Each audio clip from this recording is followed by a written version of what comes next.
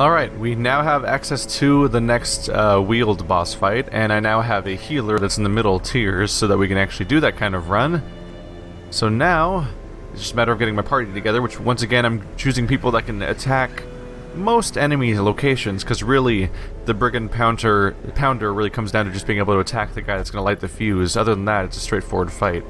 So having a whole party of people that can attack virtually every slot means you can take down the fuse ladder very quickly, and then move on to pummeling the actual weapon itself, while mostly ignoring the other guys, because they're just going to keep coming back anyway.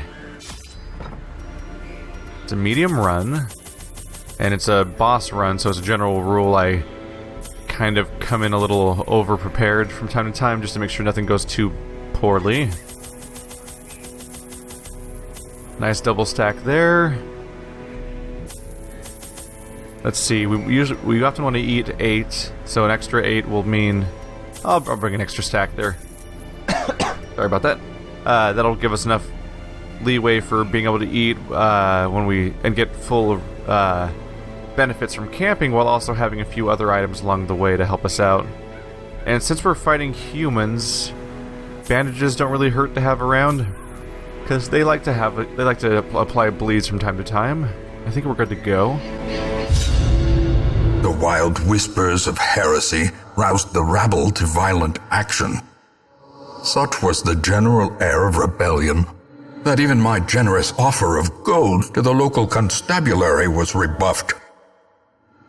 To reassert my rule, I sought out unscrupulous men skilled in the application of force.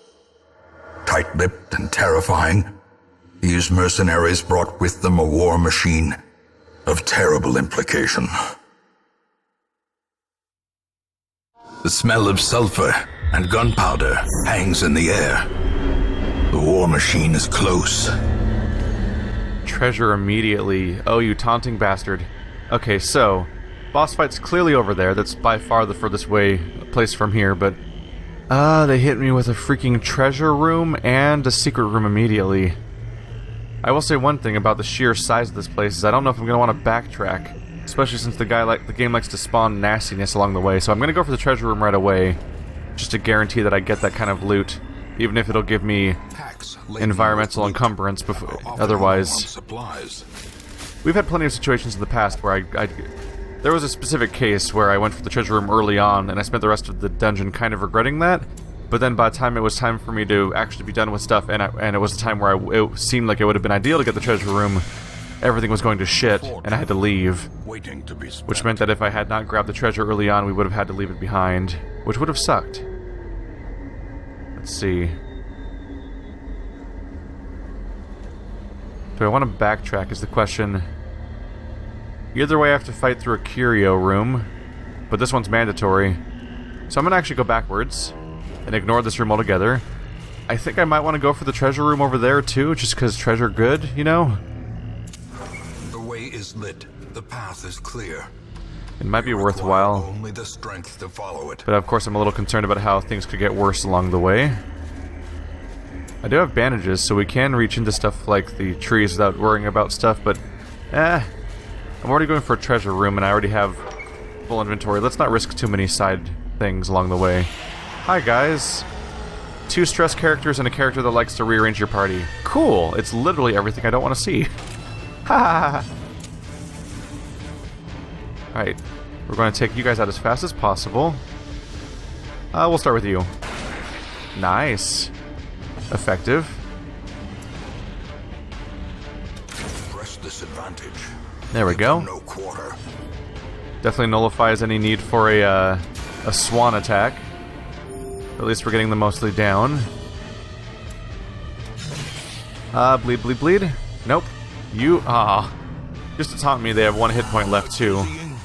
Just so I'm absolutely sure how effective the bleed would have been. Oh, you put the Hellion in the back and no one else got messed up.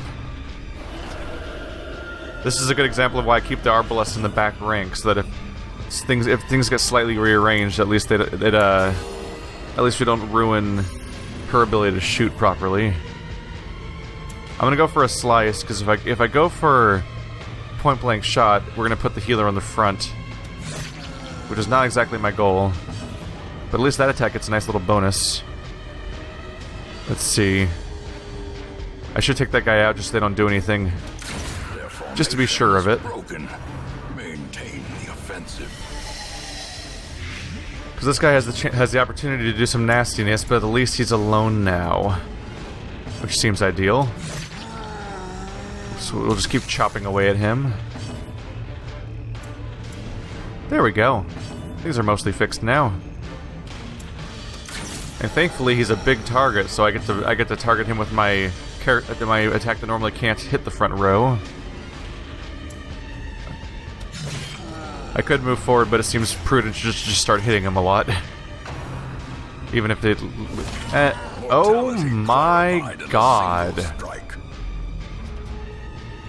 Why, crit? Why must you do that? Dear lord. That's just excessive at some point. That was probably not worth trying to do. The heal is so ineffective at this point. Jeez, I'm afraid to put her back in rank 2. She's gonna get tree smacked back to the back row. Let's try to finish this fight. Man! That is a really bad way to start this run, is these... Wow, okay. Wow. Oh god, advice, don't fucking die of... Don't die of blight. Oh no.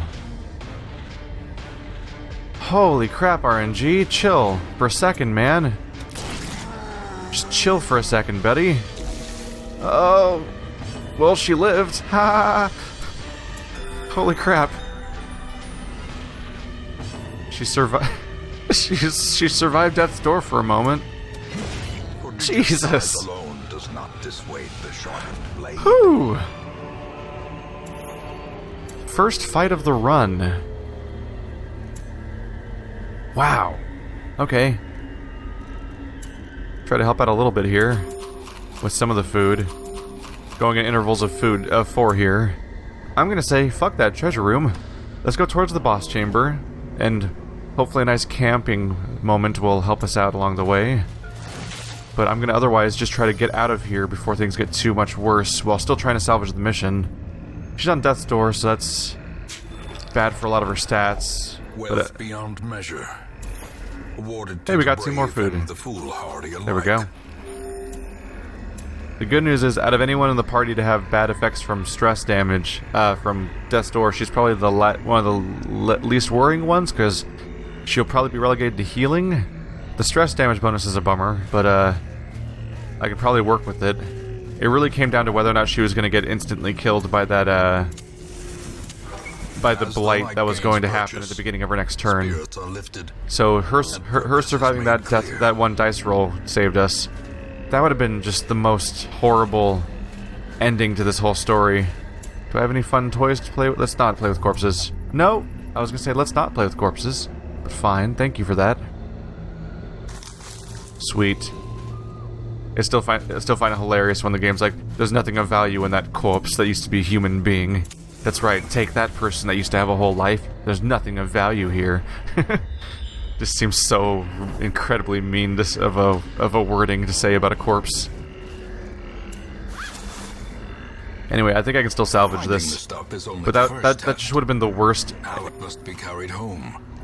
That would have been the worst possible outcome ultimately, if I spent all this time raising a new healer just because I couldn't make my middle characters do anything without a healer. And then the moment she gets to the proper rank, literally the first fight, she gets stomped into oblivion by a really dangerous opponent, and like we just have to start the whole process over again. That's the kind of game that this game is, but thankfully I got away with not having that happen this time.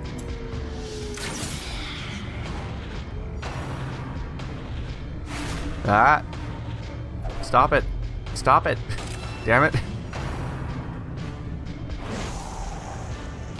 Oh yeah, this might turn into an expensive run with all the stress issues we're dealing with. I should heal, but I'd also like to avoid this guy having a turn.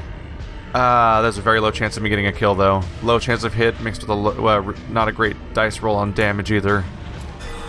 Hey, that was a good dice roll. At least that happened. Now it's time to get angry. confidence surges as the enemy crumbles. Alright, 50% prod is a bummer, but at least I can apply a bleed. Yeah, their bleed resist is low. They have roughly an 11% chance of resisting bleed. I'm glad that this game treats percentages in an additive fashion, just because it makes it much easier to process what the actual results are going to be. 3 to 5, 4 to 7. Let's get one of them down as fast as possible, so we have reduced income of damage. There we go.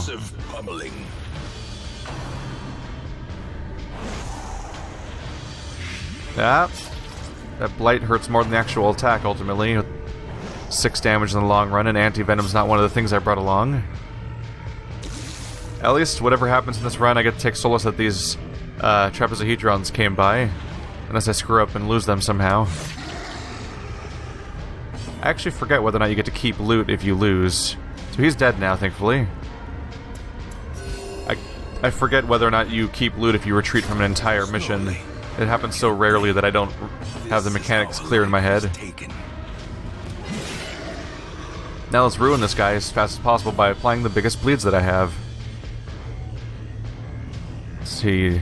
My heal does not get rid of his damage over time.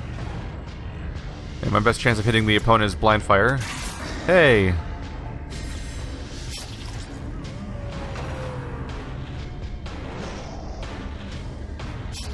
It's always a good sign when you're down to one enemy, and they could probably hurt you, but instead every turn they start missing completely. It's like, cool, it's like we get to just hit a punching bag while we continually heal ourselves and stuff. As the fiend falls, a faint hope blossoms. Ooh, bus. That's progress towards our leveling up of the carriage that gives us higher level recruits, which will be handy. I've defeated all the low-level bosses, so it would be very handy to just not have to recruit low-level characters anymore, and ignore that whole third of the game, and focus on progressing. Left luggage. It has a lock on it. It usually means it's worth opening.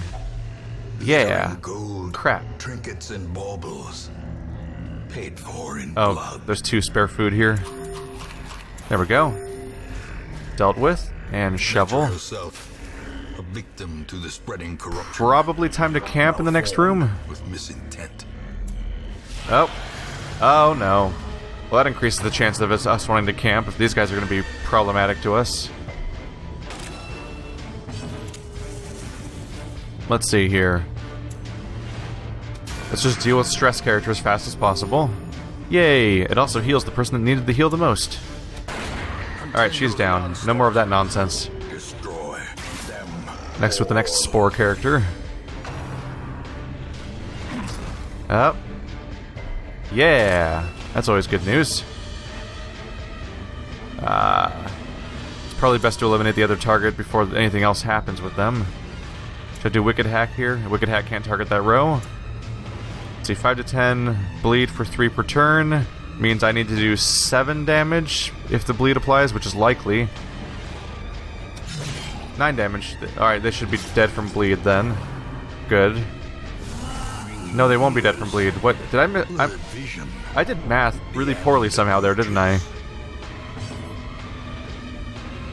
I must have completely miscalculated what the number was I was looking at there. Anyway, we need to fix this party. So I'll spend a turn doing that rather than sticking around. Not a lot of heals needed at the moment, but very likely soon. Ow. There goes my chance to eliminate them. There we go, Hellion's back in the front. It's good to keep the Hellion in the front because she has Brawler Gloves on to give her a bonus in that rank. And now I'm going to spam Danger. Oh, okay, now we missed him, but now he's definitely dead. I'm just going to spam my biggest bleed as fast as possible and highest damage roll, although the more times I use it, the weaker I get. But that's somewhat counteracted by the damage bonus I get from the gloves in the first place, and hopefully the fight will be over before we're worse off in that aspect. I just want to take him out before he hits somebody for like 30 or whatever again. 'Cause that's just an awful move. He resisted my bleed earlier, didn't he? I don't appreciate that. Everyone hit him really hard in the face. I could be topping people off right now, but I'd rather just spam him with damage as fast as possible before he does something really bad to me. Here it comes. Son of a bitch again? Holy crap. It happened again. The exact same thing happened again. He crit me. Damn it. Let's try to fix it up a little bit. Damn. At least there's no one here to apply a dot to that character. That would be worse. 6 hit points, 4 bleed. There we go. Champion falls. Man. Getting tired of that pattern, huh? Success so clearly in view. Inventory's getting packed up at the moment. Is it merely a trick of the light? Let's see, I'll probably want to eat 10. I'll probably want to eat 8 to heal. And I want to keep the other 4 around in case we have to actually heal ourselves. I'll spam my torches to get rid of those. The light, the promise of safety. I'd rather have the money. Medicinal herbs do not clear. It does not clear that, right? Yeah, I don't have. It doesn't clear blight. That's the anti-venom. It cures debuffs. Might as well just use it so I can move forward with my inventory. Before I do this, I'm gonna go ahead and camp. It's time for that. Together, furtive and vulnerable. Everyone's feeling a little bit better, but not quite. Alright. Bonus crit. Oh yeah, prevents the nighttime ambush is always tempting. Definitely gonna pump up those guns. Because I haven't even been using guns so far because the melee weapons are more powerful until I use that at first. Let's see. Nice stress bonuses, especially if that target's religious. But it's a hell of a time cost. That's all companions. Ooh, bonus prot though is handy. Comes down to whether or not I want that 8% crit that badly or not, basically. At this point, I really want to avoid the nighttime ambush. I desperately don't want my party to get rearranged and endanger this whole playthrough. So I think I'm going to go for the prot. 5%. 5%. 5%. Not a big bonus, but it's there. At the very least, we don't have to worry about being ambushed right now. And now that slot is open. Unlock Strum, but never mind. Not gonna open that. Oh, that could be bad. Alright. We've got ghouls. 3 to 6 is garbage. Wow, I still get higher damage from stabbing than from pistol shot. Unless they're marked, of course. Alright. We could take down the ghouls because they're additional enemies, and they can rearrange and stun our party, which is a bummer. Although really they all can. Ah. Let's work on them. There we go. One gargoyle down immediately. I just want to I would like to avoid them spamming tail lash. I need to finish healing the Hellion, so she hopefully enters the next fight with full health. There we go. 2 bonus enemies are down. Apparently gargoyles don't leave corpses. Usually it's the small ones that do that. Oh, that's just rude, buddy. Not a fan. There we go. That's a big chunk of stress right there. We resisted this. We at least resisted the stun. Bleed resist is pretty crap. Go for it. A singular strike. Damn. That shortens this a bit. We need to do 4 damage and then he'll be down.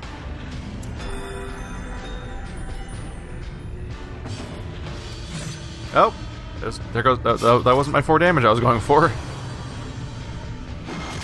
You let them get an extra attack off? We're gonna test the resolve of our character. That's not good.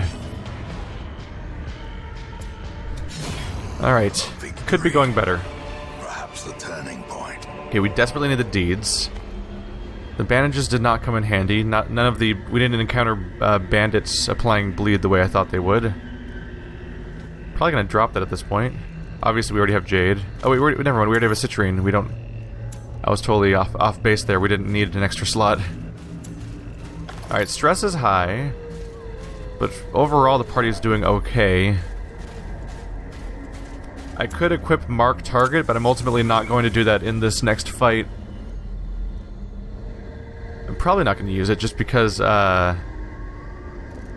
is 25% bonus, but the problem with the Mark Target is that it takes an extra turn to apply, and there's not a lot of pre-planning in the cannon fight. A large number of attacks are spent on the a lot of the attacks are spent on the fuse lighting character, which of course is getting constantly killed and respawned over and over again. Oh, that's nice. They gave me one of the easiest things I could possibly fight. Makes this part go easy. Oh, he didn't die. Bummer. They didn't. Neither of them died. Yay. Let's try to top that off. Because one of your primary targets is dying constantly, it's not necessarily time effective to try to mark them when you just want to attack them right away. I would definitely be more tempted to mark if it wasn't for the fact that one of my two characters that benefits from it only gets a 25% bonus. Wow. Executed with impunity. The highwayman pistol shot only gets a 25% damage bonus from mark target, which means that you'd have to do 4 attacks to really justify the time you spent wasting a turn on the skill in the first place. Really. The match is struck. A blazing star. There's a bigger bonus. The Arbalist has a bigger bonus, but she has to sacrifice one of her own attacks to get that bonus. All right, there's the fuseman. All right, he survived, and now he's down. Now we get to focus on the Pounder and do what we can. And it is unstunnable, just for the record. Healing is unnecessary, but I probably should just get on that now. I should probably just apply the heal now, so I don't have to do it later. Because that kind of stuff's going to be happening. There's going to be a lot of blanket fire type enemies, so it's going to make sense to try to go for that. Let's see, 3 to 6, 2 to 4. Yeah, we're definitely doing wicked hacks. And so begins the long and arduous journey of pounding away at this cannon until it finally dies. Nope. Back rank. Thankfully, basically everyone can attack that. In fact, I think everyone can attack that rank. Well, that works. I specifically brought Iron Swan for this situation.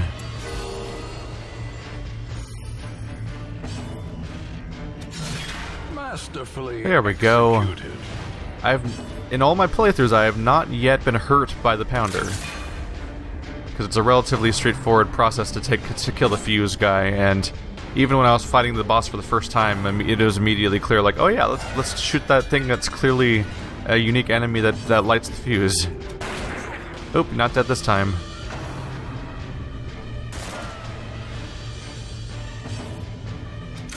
There we go. He has to be the #1 priority for every single character until he's dead. Just because even when it seems like he should die from somebody along the way, you don't want to gamble on how many people might miss or have crappy rolls in a row. So I just have 100% of characters attack him until he goes down, and then people proceed accordingly, either healing the party or attacking the Pounder. And that strategy has worked so far. And thankfully, they don't seem to really rearrange your party very much in this fight. Annihilated. Since they don't really rearrange your party, you don't have to worry about losing track of your strategy. And from there, the fight kind of plays itself out. Oh crap. I meant to do the party heal. That was just a bad move. Oh, now you bleed me right after I stop carrying that item around. Of course you do. It's kind of a repetitive fight compared to all the other boss fights. Oh, he's alive. You know what that means? This fight would be really nasty if it was likely to summon characters that are particularly capable of stunning. Ah, damn it. I wasn't joking about it being everyone's job to go after the Pounder. Iron Swan, after the Fuse Man. There we go. Got a little unlucky there. A powerful blow. That is a depressingly small crit. Alright. So nice when he dies in one hit. Just because I know the whole party gets to actually do their job that turn. I bleed. Thankfully, you get to work against that a little bit. 2. Oh, poor guy. Definitely not a fight where you want to use bleed it out, because it's like, oh yeah, you want to, like, if you damage your party, you're really damage your party. What am I saying?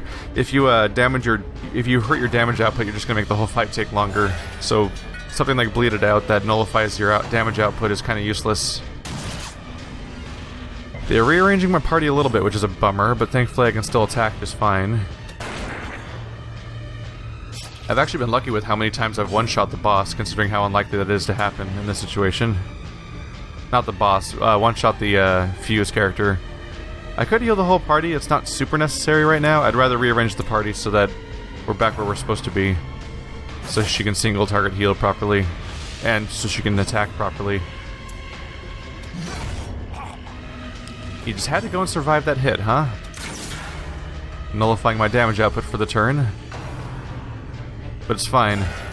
As long as you're patient and stick to the strategy, not much can really go wrong, I don't think. It's when I get dumb and go against my strategy for the sake of an individual turn or frustration at what the enemy did that can ruin everything.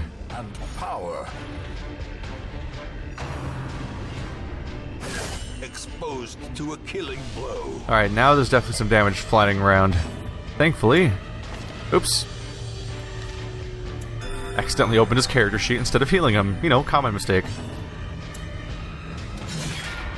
There we go. He's down to 24.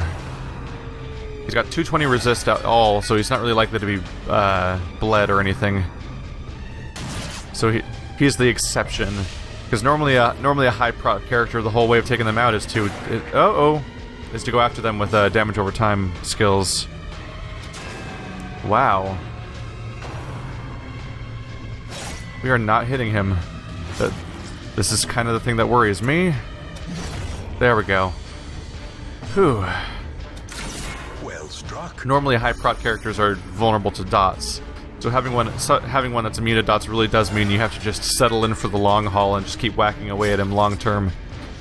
And which means you need to be very aware of the thing that actually makes him do damage. There we go. That'll enable me to heal the party a bit. And everyone gets their attacks in. Which is good, because damn if I don't need to freaking heal now. Oh no, they rearranged my party. That's bad too. 5 hit points is bad, but everyone kind of needs the heal. This is the most cost-effective way of healing. Even if it doesn't quite make up the gap on damage that I'd want it to.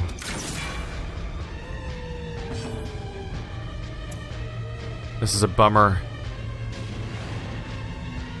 Unfortunately, she doesn't have an attack that makes her move forward a slot. Because she does more damage in the front row because of her Brawler's Gloves. The problem is it's 25% damage, so that's...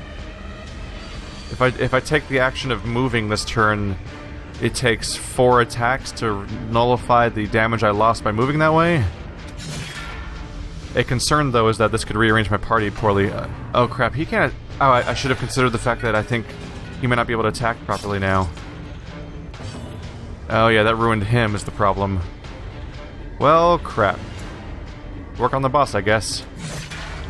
I made a mistake last turn. I absolutely should have rearranged the party. I just endangered the entire party just now. That was a mistake.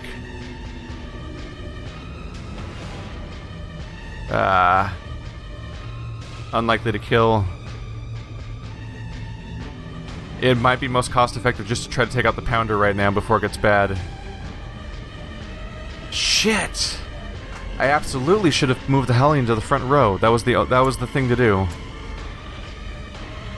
So now the decision is, do I try to just DPS the pounder down right now because everyone has a turn and he only has to take 7 damage, or do I go for the Fuse Man and risk missing? I think I'm gonna try to burst it. 3 people still have actions. Alright, 5 damage is all I need. The fuse man has to go last, right? Yeah, speed is negative 19. He has to go last. Do not miss, Arbalist. God damn it, do not miss. 90% chance. There we go. Okay. And the threat is more or less gone now. What is he doing? He tries to burn everyone? I didn't even know he had an attack. That's funny. I don't know if I've ever had the opportunity to have him try to do an attack. There we go. Party back into composition.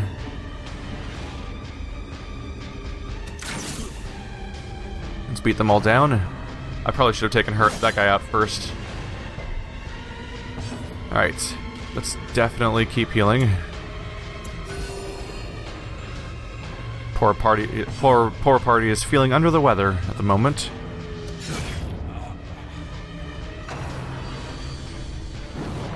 What a weird, adorable attack that probably is completely ineffectual. He's really not meant to fight, but he has no purpose right now besides trying to do a few attacks. Oh, that's a bummer. Hey, cut it out. Just let it happen. It's time for everything to end. I really should have applied a bleed there, I guess. Suppressing fire, 2 to 3. That's not really worth it. Alright, one guy with a gun is all that's left of this boss.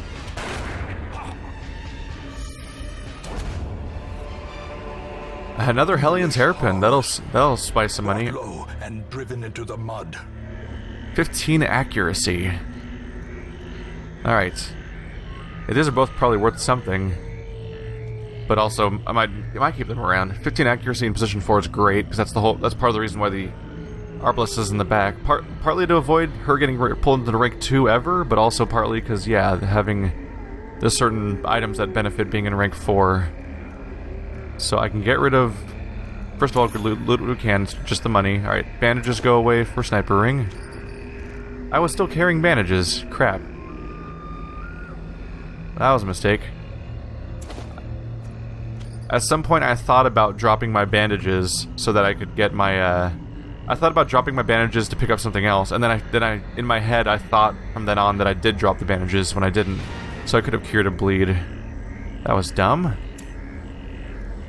I'm just gonna get out of here at this point. Enough things have happened and my inventory's pretty full. I figure boss down, the quest gives you deeds, and I have 3 trappers of Hetrons. Let's just accept this. Alright. We came away with... Ooh. 14 deeds is quite a haul, actually. For that, the primary thing that I'm trying to progress so I can move on with the game is the deeds, really. More busts, just a little bit, but it's something. We need to get to 18 to actually get what I'm wanting. Alright, so we still have our healer, but everyone else has now graduated to the rank 5 class, so this was a lot of people's last run. 20% reduced damage is a bummer for a damage dealer. That'll be expensive. Once, our estate was the envy of this land. Thankfully, plenty of time to get her healed because she's off in rank 5 where she won't be used for a while. So let's go ahead and get that cured. And sort by level means, yep, quite the list of rank 5s. Quite the list. Alright. Yeah, I need 18 busts for my next upgrade, so that'll be a bit longer.